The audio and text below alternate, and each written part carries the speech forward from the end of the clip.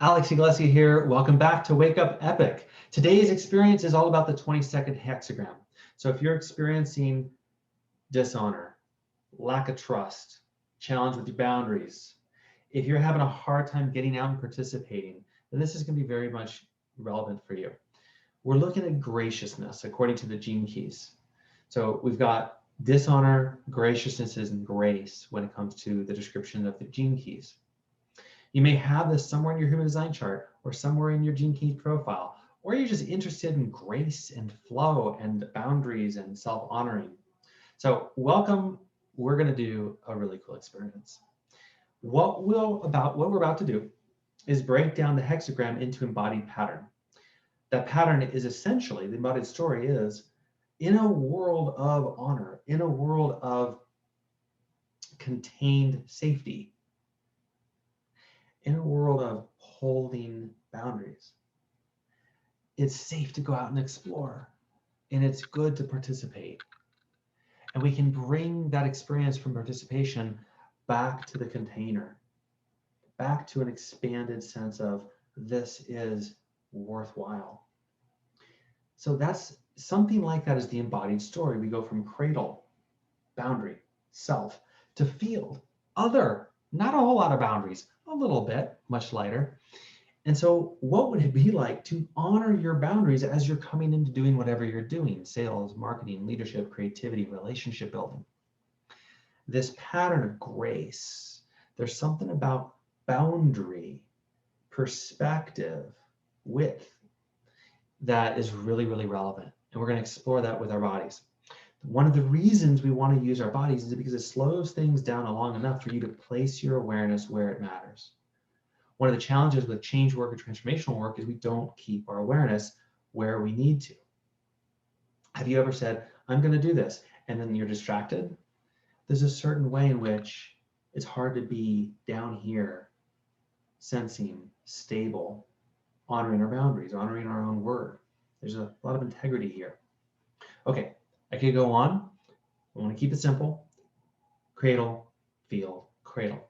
Then after we touch on that, we'll now we're going to do the beliefs. We'll look at 4 of the key beliefs that emerge out of the 22nd hexagram. And then we'll come back, we'll do 3 or 4 rounds of just the movement with minimal words, maximum guidance. You ready?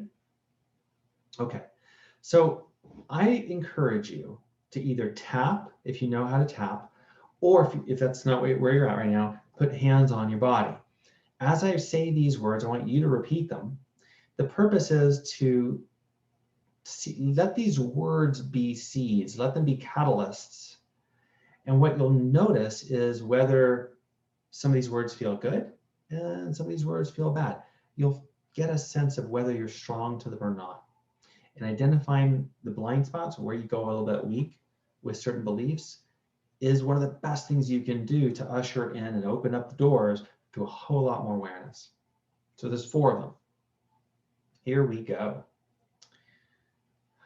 Take a breath, feel your body.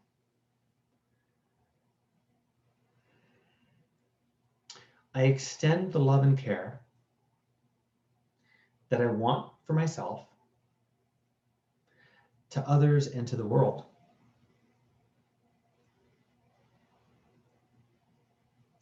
I feel compassionate and caring toward others in social situations. Number 3, I will be conscientious about how I conduct myself with others.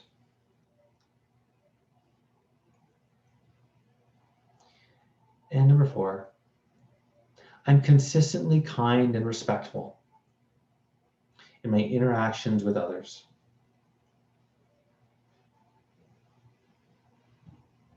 Great. Relax. How do you feel with those? That might have felt good, and it might have raised some awareness of where you have a little glitches. Developmentally speaking, there's something about our rule-centered self, the part of us that can learn what the rules are and live by them, that this is a chance to honor it. because that part's important. As the saying goes, you need to know the rules in order to break them. So let's now do the embodiment of the 22nd hexagram and wake up your epic. We start with cradle. Let that be restful. If you're standing or you're sitting, you sink into the ground. There's a flexed yin spine. There's a sense of you're aware of your boundaries. You could say, I'm going to take up this much space. I'm going to take up this much space. I'm going to care for myself tonight. Okay, that's the cradle.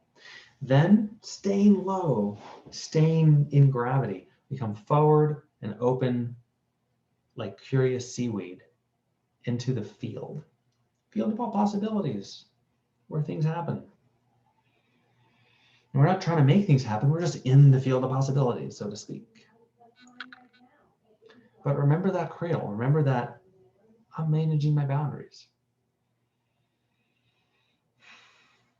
And then there's an experience you have, so bring it back and reestablish, renegotiate your boundaries.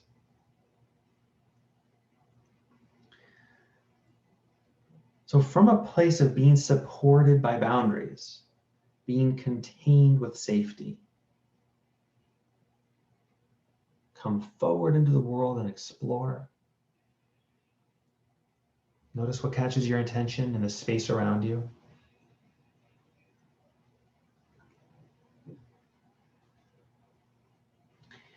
Once your attention has been caught and directed, come back to the cradle.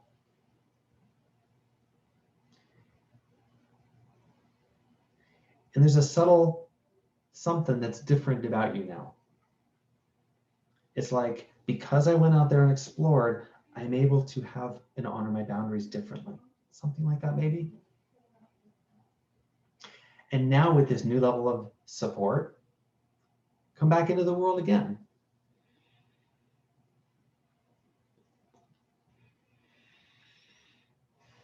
This time, imagine you run into a little bit of trouble. Something doesn't go quite right as expected. But you can remember that sense of boundaries and safety. And so you don't need to react that much or that hard or that intensely. You're intrinsically safe being here.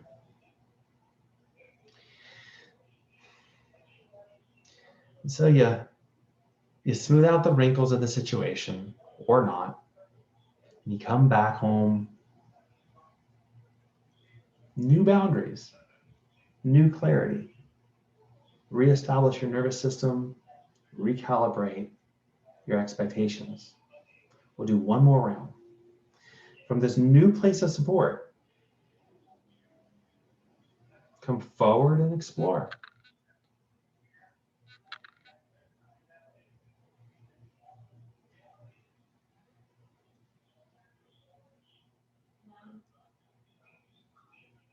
Let your awareness fall somewhere. And as it falls, as it gets caught, also direct your attention there.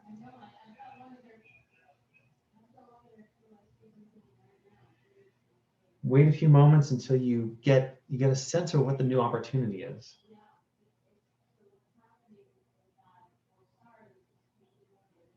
And then come back to your cradle.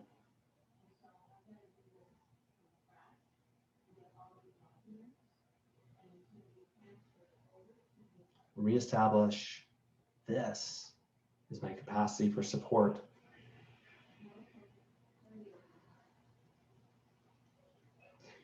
And now just take a moment to let that go and wonder, what did that teach you about graciousness? Was there anything in there that you learned about where you were not honoring yourself, or you were not honoring life itself?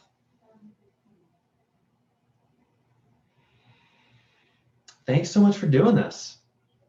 I'm going to leave you with a warning, as I think is prudent to do. When we do embodiment with important themes, when we're tapping into the oracle that is the hexagrams and the I Ching and human design and gene keys, we're tapping into big wide open doors doors that we've often shut. So don't be surprised if something shows up in your life that is reminiscent of grace, of flow, or shows you where you've been a bit out of alignment or maybe a bit out of integrity. Be gentle with yourself. You now have a tool for the 20-second hexagram. You have a tool and a practice that you can use for a couple minutes or for a longer period of time to embody and to discover more about what grace is for you. So happy journeying, happy exploring. Make sure you subscribe to the YouTube channel or you send me a comment about what this experience has opened up for you. I'd love to hear it. And as always, thank you for being epic. Have a fantastic day.